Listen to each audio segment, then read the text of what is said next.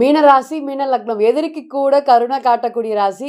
பணம்னு ஒண்ணு கேட்டா யோசிக்காம அடுத்தவங்களுக்கு ஹெல்ப் பண்ணக்கூடிய ராசி. பணம் முக்கியம் இல்லைங்க, குணம் தான் முக்கியம் அப்படின்னு எந்த இடத்துல இருந்தாலும் தைரியமா அந்த பெருந்தன்மை அப்படிங்கிறது இந்த மீன ராசியை பொறுத்தவரை ரொம்ப அதிகமா இருக்குங்க. தனக்குன்னு ஒண்ணு யோசிச்சதை விட அடுத்தவங்களுக்குன்னு ஒண்ணு யோசிப்பாங்க.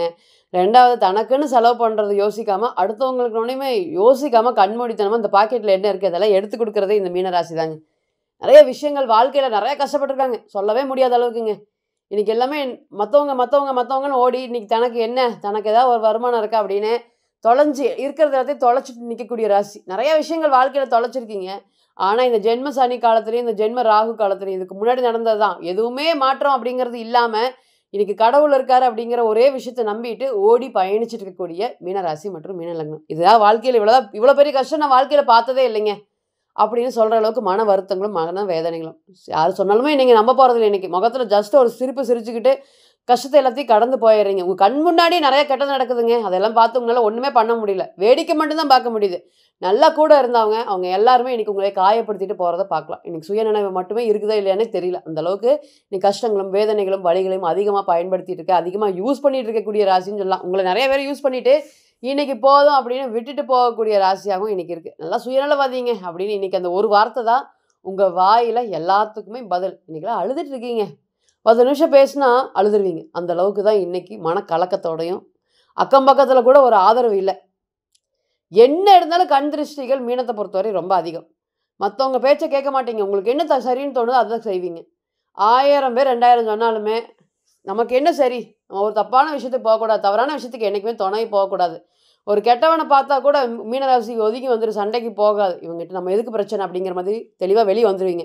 இன்னைக்கு மத்தவங்க எல்லாமே உங்கள ஏளனமாக பேசக்கூடிய ஒரு சூழ்நிலைகள். "இவ்வளதானா நீ உன்னுடைய வளர்ச்சிகள்?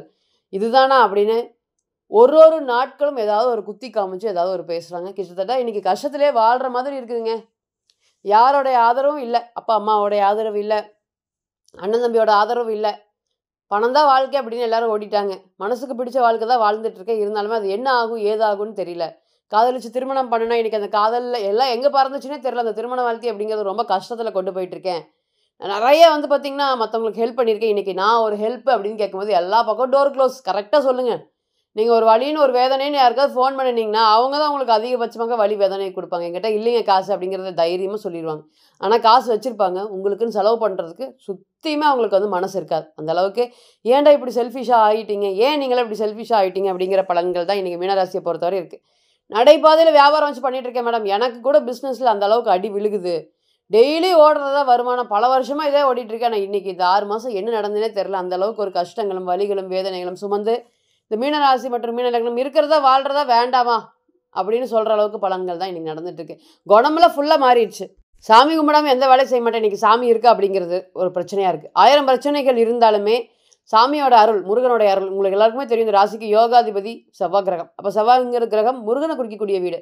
இப்ப மேஷம் அப்படிங்கிறது சுவாமி மலை. அப்ப 2 9ஆம் அதிபதி. பணம் வேணும்னா எங்க போகணும்? சுவாமி மலைக்கு போகணும். இப்ப பொருளாதாரத்துல ஒரு வளர்ச்சிகள் அப்படிங்கிறது ரொம்பவே குறைஞ்சு அதிகமாக இருக்கு. ஆன்மீகம் சம்மந்தப்பட்ட நம்பிக்கைகள்லாம் அதிகமா மனசுல இருக்கு. ஆனா என்னால கோயிலுக்கு போக முடியல. டிஃப்ரெண்டான பிரச்சனைகள் வருது. சொந்தக்காரங்க எனக்குன்னு ஏதாவது பண்ணி வச்சுட்டாங்களா? சூனியம் கீது பண்ணி வச்சுட்டாங்களா? அப்படிங்கிற அளவுக்கு பயம் வருது. தன்மான சிங்கம் தாங்க. இன்னைக்கே கையில காசு இல்லாம சிங்கம் எப்படி இருக்கு? அந்த மாதிரி தான் ரொம்ப கம்பீரமா இருக்கேன். ஆனா என்கிட்ட கையில பைசா இல்ல. எல்லாருமே ஒற்றுமையா இருக்காங்க. என்னைய ஒதுக்கி வச்சிருக்காங்க. இந்த மாதிரி டே டு டே லைஃப்ல பண்ணக்கூடிய சின்ன விஷயங்கள். உதாரணத்துக்குங்க, இந்த விஷயம் கம்ப்ளீட் பண்ணிட்டு வாங்கன்னா, போற இடத்துல வந்து பார்த்தீங்கன்னா, அதை மறந்து வச்சுட்டு வந்துறது. நம்ம ஒரு வழி சொன்னா, அந்த ஒரு வழியில போறது. ஒண்ணுமே சற்றே புரிஞ்சுக்க முடியாத ஒரு சூழ்நிலைகள். எங்கேயுமே வந்து ஒரு விஷயத்த திருப்பி திருப்பி 7 வாட்டி, 8 வாட்டி பண்றது. இது எல்லாமுமே இன்னைக்கு மீனராசிய பொறுத்தவரை நெறைய குணங்கள் மாறி இருக்குங்க. ஸ்மார்ட் அண்ட் ஷார்ப்பா இருந்தவங்க இன்னைக்கு அப்படியே தலைகீழா மாறி போயிருக்காங்க. இன்னைக்கெல்லாம் அடிச்சு நொறுக்கிட்டு இருக்கக்கூடிய சனீஸ்வர பகவான் ராசியில சனீஸ்வர பகவான் வக்ரம். சும்மா நல்லா இருந்தாவே பிரச்சனைகள் 1000 பிரச்சனைகள். வக்ரம்னா பெரிய பாடங்க. நெறைய பெரிய பாடத்தை ஏற்படுத்தி குடுத்துட்டாரு. இப்படிலாம் இருக்கணும், இப்படிலாம் இருக்கணும், இப்படிலாம் நீ பேசணும். வாழ்க்கையில நெறைய இதான் அடி, இதான் வலி, இதான் வேதனைகள். இவங்கலாம் ஏமாத்துறதுக்கு காத்துட்டு இருக்காங்க அப்படிங்கிறது எப்ப தெரியும் நமக்கு? ஜென்ம சனி காலத்திலயும், அஷ்டம சனி காலத்திலயும், ஜென்ம குரு காலத்துல. அப்ப அந்த மாதிரி ஒரு உன்னதமான ஒரு கோல்டன் பீரியட்ல வாழ்ந்துட்டு இருக்கீங்க. அடங்க என்னங்க நீங்க கோல்டன் பீரியட்ன்னு சொல்றீங்க. நாங்க மனசுல அவ்வளோ கஷ்டங்கள் இருக்கு. ஏன்? எஸ். இதெல்லாமே ஜென்ம சனி காலத்துல என்ன அனுபவிப்பீங்க? நாங்க இதுதான் நீங்க அனுபவிப்பீங்க. யார் நல்லவங்க? யாரு கெட்டவங்க? யாரு கூட இருக்கலாம்? யாரு கூட பேசக்கூடாது? எந்த உறவும் கைவிட்டு போறது? என்ன மீறி ஒரு விஷயங்களும் நடக்குது அப்படின்னா, அது ஜென்ம சனி காலத்துல மட்டும் தான். இல்லைன்னா அஷ்டம சனி. அந்த அளவுக்கு மன வலிகளும் மன வேதனைகளும் கொடுத்து உங்களை எப்பவுமே ஸ்ட்ராங் பண்ணக்கூடியதான் இந்த சனீஸ்வர பகவான். அதுவும் இந்த ராசியை பொறுத்தவரை ஒரு யோகாதிபதினு சொல்லலாம். 11ஆம் அதிபதி. லாபம் வேணும்னா இன்னைக்கு சனீஸ்வர பகவான் நல்லா இருக்கணும் மீன ராசியை பொறுத்தவரை. அந்த அளவுக்கு தான் பணம் காசு என்ன மீறி ஒரு பொருளாதாரத்துக்கு நான் டெய்லி செலவு பண்றது போக ஒன்று வருமா, அதிகமா பட்சமாக ஏர்னிங்ஸ் பண்ண முடியுமானா சனீஸ்வர பகவான் நல்லா இருக்கணும். அப்பேற்பட்ட சனீஸ்வர பகவான் உங்க ராசிக்கு வர்றது ஒரு யோகம் தான். 1000 பிரச்சனைகள் இருந்தாலும், 1000 கவலைகள் இருந்தாலும், 1000 தடைகள் இருந்தாலும் அதெல்லாம் தாண்டி நிச்சயமாக ஒரு வக்ரகிரதி நிவர்த்தி அடைஞ்சு வெளியே போகும்போது உங்களை பெரிய அளவுக்கு ஒரு நல்ல மனுஷனாக, யாரே என்ன சொன்னாலுமே நம்பாத மாதிரி ஒரு பலன்களை தான் கொடுத்துட்டு அள்ளி வீசிட்டு போவார். நீங்களே வேண்டியதில்லை. இந்த அனுபவம் எனக்கு இந்த 2.5 வருஷ காலத்துல கிடைச்சிச்சு, நான் மறக்கவே மாட்டேன் அப்படின்னு நீங்களே சொல்லலாம். அது 25 வயசா இருந்தாலும் சரி அதுக்கு தகுந்த மாதிரி அனுபவம், 35 வயசா இருந்தாலும் சரி அதுக்கு தகுந்த அனுபவம், 50 வயசா இருந்தாலும் சரி அதுக்கு தகுந்த அனுபவம். அனுபவம் அப்படிங்கிறது ஒன்று பெரிய அளவுக்கு ஒரு பாடத்தை எந்த கிரகமே கொடுக்க முடியாது. உதாரணத்துக்கு குருவே கொடுக்க முடியாது. உங்க ராசிநாதனான குருவே கொடுக்க முடியாது. அவர் மென்மையும் பெருந்தன்மையும் தான் கொடுப்பார தவிர்த்து இந்த மனவலி கசப்பு கொடுத்து வாழ்க்கையில இப்படிதான் இருக்கும், வாழ்க்கையில இவங்கெல்லாம் இப்படிதான் இருப்பாங்க, நீ மாறிக்கோ அப்படிங்கிற பலன்களை யாரு கொடுப்பா? சனீஸ்வர பகவான் தான். அவர் தான் நவகிரகத்திலேயே ஈஸ்வரன் பட்டம் பெற்ற 9 கிரகத்திலேயே அவர் தான் ஸ்ட்ராங்கஸ்ட் பிளானட் நம்ம சொல்லலாம். ஆனால் அவர் கொடுக்கக்கூடிய கசப்பு வாழ்க்கையில நம்ம அடுத்த லெவலுக்கு கூட்டிட்டு போறதா இருக்கும். அந்த கசப்பு ஒருபோதும் தவறாக இருக்காது அப்படிங்கிறத நீங்க மறந்துடக்கூடாது. அதனால இன்னைக்கு கசப்பு கொடுக்குறாங்க, இன்னைக்கு கஷ்டமா இருக்கு, எங்களால முடியல, இன்னைக்கு வேலையில பிரச்சனைகள், திருமண வாழ்க்கையை காப்பாத்துறதுக்கு போராடுற குழந்தைங்க கசப்பை கொடுக்குது, குழந்தைகள் நல்லா படிக்க மாட்டேங்குது, வீட்டுக்கு வந்தாவே பயங்கர ஸ்ட்ரெஸ்ஸா இருக்கு, சாப்பிடும்போது பிரச்சனையா இருக்கு. இது எல்லாமே என்ன காரணம்? உங்களுடைய வாழ்க்கை தரத்தை பார்த்தீங்கன்னா சனீஸ்வர பகவான் உயர்த்தும் போது நிச்சயமாக இந்த மாதிரி நிறைய மிக்சடு எமோஷனான பலன்களை கண்டிப்பாக கொடுப்பார் அப்படிங்கிறத மறந்துடக்கூடாது. இந்த நேரத்தில் நம்ம குருவோடைய அதிசார பயிற்சி பலன்கள் ராசிக்கு 5ஆம் இடத்துல போய் உச்சமடைகிறது. இந்த மீன ராசிக்கு குரு 5ல் போய் உச்சமடைறது ஒரு தலை சிறந்த யோகம். ராசிநாதன் ரொம்ப நாள் கழிச்சு பார்த்தீங்கன்னா இந்த மாதிரி ஒரு யோகமான டைம் பீரியட் வருது. இதனால என்ன ஒரு வளர்ச்சிகள் 19/10 இந்த தேதிக்கு மேலே குருவோடைய வக்ர பயிற்சி 5ல் போய் உச்சமடைகிற ராசிநாதன் 5ஆம் இடத்துல போய் உச்சமடைகிறது.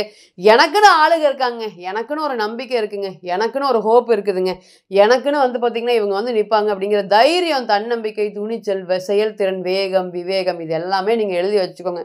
இத்தனை நாளாக இருந்த நீங்கள் வேற, இன்னி இருக்கக்கூடிய காலங்கள் வேற. குரு பார்த்தீங்கன்னா 9ஆம் பார்வையாக ராசியை பார்க்கறது ஒரு தலை சிறந்த யோகம். அங்கே இருக்கக்கூடிய சனியை பார்க்குற நிறைய சதா சிந்தனை எப்படி ஏர்ன் பண்ணுறது அப்படிங்கிற பணத்தை நோக்கி ஓடக்கூடிய தேடல். 2வது குழந்தை சம்மந்தப்பட்ட விஷயத்தில் ரொம்பவே வெளியே எங்கேயும் போகிறதுக்கு கஷ்டப்பட்டு இருக்கு. கிட்டத்தட்ட 6 வருஷம் 7 வருஷம் 8 வருஷம் 10 வருஷம் ஆயிடுச்சு குழந்தை பிறக்கிறதுக்கு.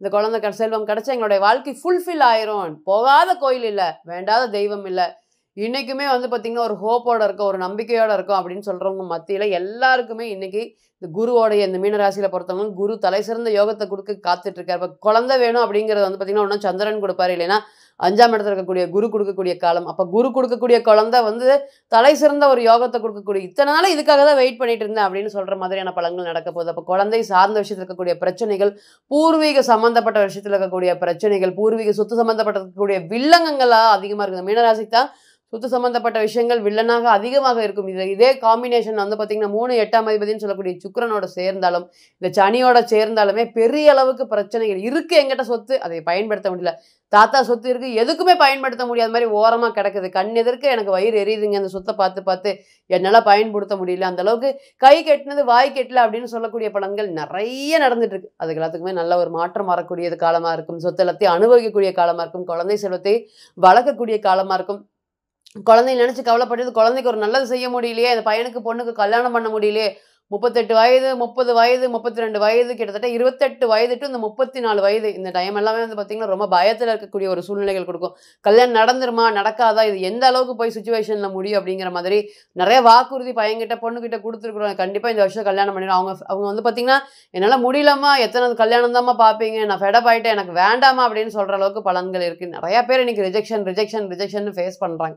அதுக்கு எல்லாத்துக்குமே மாற்றம் தரக்கூடிய காலமாக திருமணம் சம்மந்தப்பட்ட விஷயத்தில் தலை சிறந்த ஒரு யோகம். 5ஆம் இடத்துல உச்சம் பெற்ற கிரகம். இதுக்கு தான் இத்தனை நாளாக வெயிட் பண்ணிட்டு இருந்தேன், இந்த கல்யாணத்துக்கு இத்தனை நாளாக வெயிட் பண்ணிட்டு இருந்தேன், இந்த பொண்ணுக்காக இத்தனை நாள் வெயிட் பண்ணிட்டு இருந்தேன், இந்த பொண்ணே நம்ம வீட்டுக்கு வரக்கூடிய, அதனால ஒருத்தவங்களோட உள்ள குடும்பத்தில் வரக்கூடியனால மகிழ்ச்சியும் சந்தோஷத்தையும் அதிகம் பெறக்கூடிய காலமாக இருக்கும். அதனால இது என்ன கொடுங்க, இந்த கல்யாணம் கொடுக்கும்போது இந்த குரு கொடுக்கக்கூடிய கல்யாணம் தலை சிறந்த ஒரு யோகத்தை கொடுக்கறதுக்கு காத்திருக்கு. இதனால ஒரு பொருளாதார வளர்ச்சி நான் விரும்பி ஏத்துக்கிட்ட வரன் அப்படின்னு தைரியமா சொல்லலாம். அதனால இந்த திருமணம் அப்படிங்கிறது லேட் ஆயிட்டு இருக்குன்னு பட்சத்தில் வருத்தப்பட்டு இருக்கக்கூடிய பட்சத்தில் இனி இதெல்லாமே மாறப்போகுது. பொருளாதாரத்தில் ஒரு தலை சிறந்த ஒரு யோகம், சோமிப்புகள் எல்லாமே சொத்தாக மாறக்கூடிய காலங்கள். எனக்குன்னு ஒன்று எதுவுமே இல்லை, எனக்குன்னு ஒரு வீட்டில் ஒரு இடமோ பேரோ லேண்டோ எதுவுமே இல்லை அப்படின்னு வருத்தப்பட்டு இருந்தவங்களுக்கு இனி சொத்து சேர்க்கைக்கும் அதிகபட்ச காலமாக இருக்கும். அதனால இது ஒரு குருவுடைய பெயர்ச்சி உங்களுக்கு ஒரு தலை சிறந்த ஒரு யோகத்தையும் வழிகாட்டியும் நிச்சயமாக இருக்கும் அப்படிங்கிறதுல எந்த ஒரு மாற்றமும் இல்லை. இப்போ நீங்கள் கேட்டு இருந்த அனைத்துமே கோச்சார பலன்கள் தான். 40லிருந்து 60% மட்டுமே பொருந்தும். தனிப்பட்ட ஜாதகத்தை நம்ம எடுத்து தசா புத்தி நடப்பு அந்தரம் கணிக்கும் போது கிரகம் பெற்ற பலம் பலவீனம் அடிப்படையில் பலன்கள் நிச்சயமாக மாறுபடும்.